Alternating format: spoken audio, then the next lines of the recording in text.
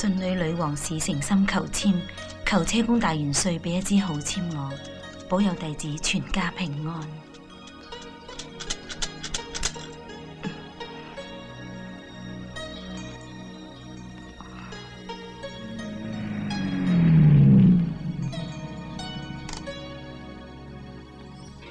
呢支係第8簽，係雀巢鳩佔。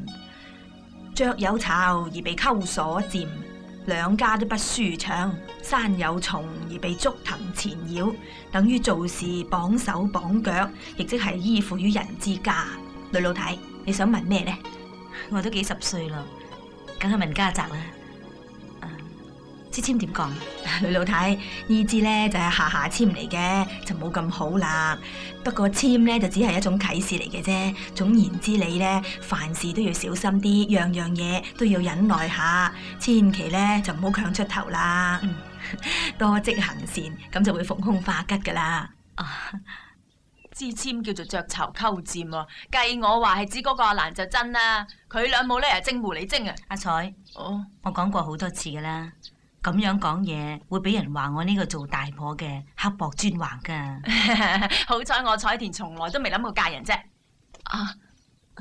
四家，細奶奶，阿蘭，你點知我嚟拜神噶？四家，我特登嚟揾你道歉噶。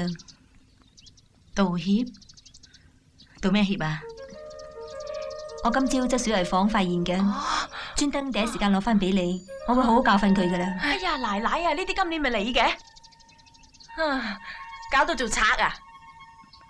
呢啲今年我本來係打算買俾阿清嘅，你哋小慧中意咯，咁咪攞去咯。唔得，四家，我希望你千祈唔好話俾老爺聽。阿蘭，我一向對你點，你好清楚嘅。雖然小慧係你帶入門嘅，但係我不嬲都冇當你哋係外人喎。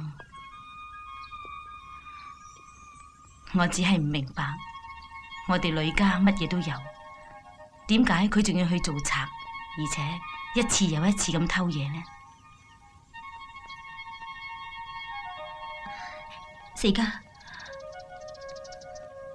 我保證，如果我女下次再偷嘢嘅話，我就親手打死佢為止。